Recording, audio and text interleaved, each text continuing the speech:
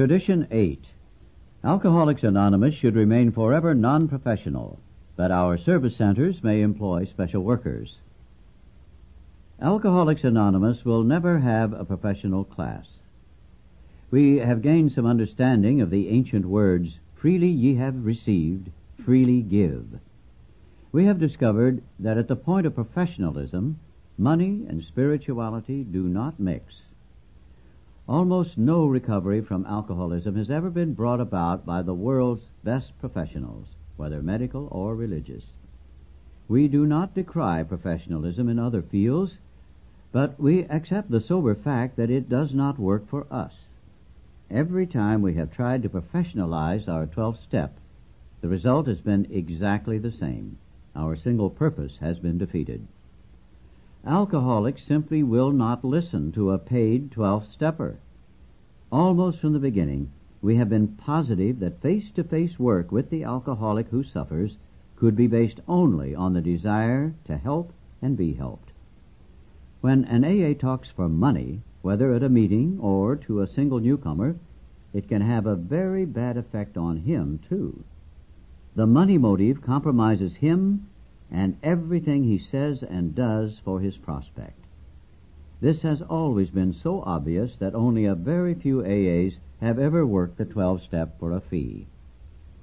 Despite this certainty, it is nevertheless true that few subjects have been the cause of more contention within our fellowship than professionalism.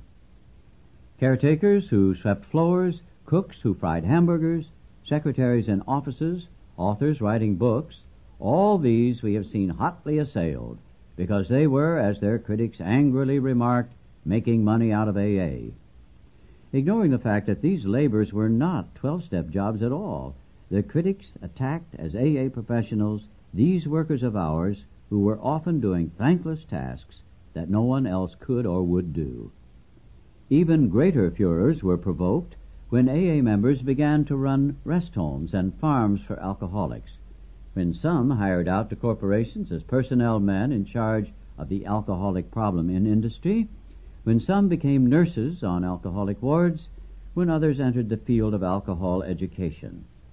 In all these instances and more, it was claimed that AA knowledge and experience were being sold for money, hence these people too were professionals. At last, however, a plain line of cleavage could be seen between professionalism and non-professionalism. When we had agreed that the 12th step couldn't be sold for money, we had been wise. But when we had declared that our fellowship couldn't hire service workers, nor could any AA member carry our knowledge into other fields, we were taking the counsel of fear which today has been largely dispelled in the light of experience. Take the case of the club janitor and cook. If a club is going to function, it has to be habitable and hospitable. We tried volunteers who were quickly disenchanted with sweeping floors and brewing coffee 7 days a week. They just didn't show up.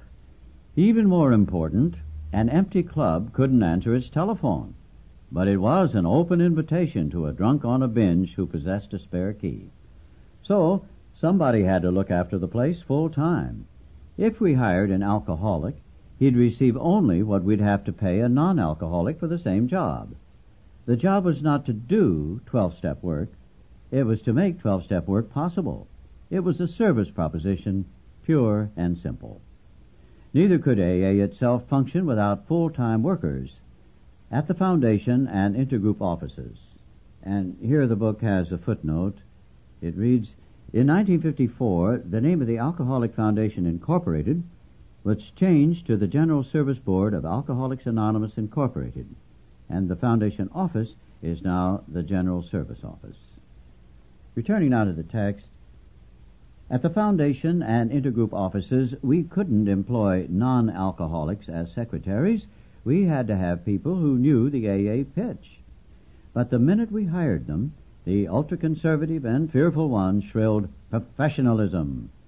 At one period, the status of these faithful servants was almost unbearable. They weren't asked to speak at AA meetings because they were making money out of AA. At times, they were actually shunned by fellow members. Even the charitably disposed described them as a necessary evil. Committees took full advantage of this attitude to depress their salaries. They could regain some measure of virtue, it was thought, if they worked for AA real cheap. These notions persisted for years. And then we saw... No and there. Then we saw that if a hard-working secretary answered the phone dozens of times a day, listened to 20 wailing wives, arranged hospitalization, and got sponsorship for 10 newcomers, and was gently diplomatic with the irate drunk who complained about the job she was doing and how she was overpaid, then such a person could surely not be called a professional AA. She was not professionalizing the 12th step. She was just making it possible. She was helping to give the man coming in the door the break he ought to have. Volunteer committeemen and assistants could be of great help, but they could not be expected to carry this load day in and day out. At the foundation, the same story repeats itself. 8 tons of books and literature per month do not package and channel themselves all over the world. Sacks of letters on every conceivable AA problem, ranging from a lonely heart Eskimo to the growing pains of thousands of groups, must be answered by people who know. Right contacts with the world outside have to be maintained. AA's lifelines have to be tended, so we hire AA staff members. We pay them well, and they earn what they get. They are professional secretaries. Here there is a footnote referring to the professional secretaries of this sentence. It reads, "The work of present-day staff members has no counterpart among the job categories of commercial organizations. These AAs bring a wide range of business and professional experience to their service at GSO." Returning now to the text, but they certainly are not professional AAs. Perhaps the fear will always lurk in every AA heart that one day our name will be exploited by somebody for real cash.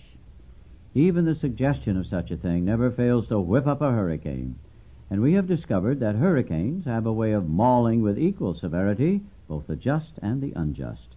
They are always unreasonable. No individuals have been more buffeted by such emotional gusts than those AAs bold enough to accept employment with outside agencies dealing with the alcohol problem.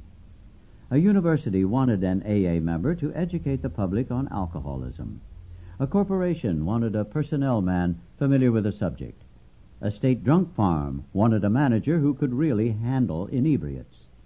A city wanted an experienced social worker who understood what alcohol could do to a family.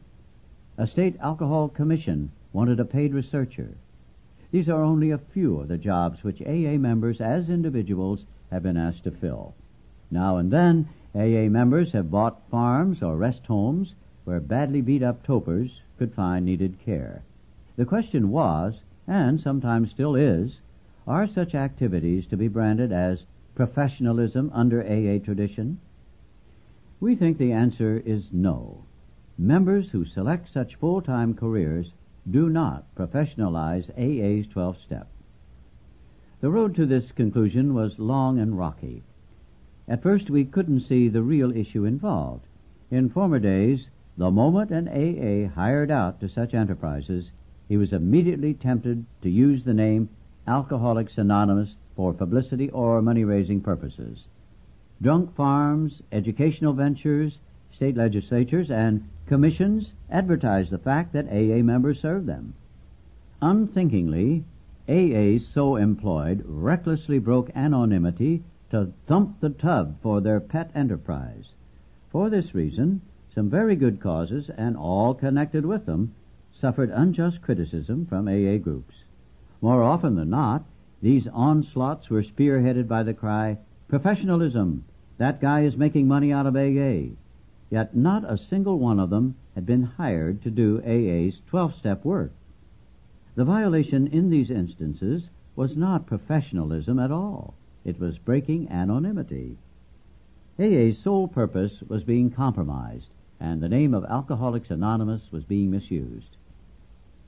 It is significant, now that almost no AA in our fellowship breaks anonymity at the public level, that nearly all these fears have subsided. we see that we have no right or need to discourage AAs who wish to work as individuals in these wider fields. It would be actually antisocial were we to forbid them. We cannot declare AA such a closed corporation that we keep our knowledge and experience top secret. If an AA member, acting as a citizen, can become a better researcher, educator, personnel officer, then why not? Everybody gains, and we have lost nothing. True, some of the projects to which AAs have attached themselves have been ill-conceived, but that makes not the slightest difference with the principle involved. This is the exciting welter of events which has finally cast up AA's tradition of non-professionalism. Our 12th step is never to be paid for, but those who labor in service for us are worthy of their hire.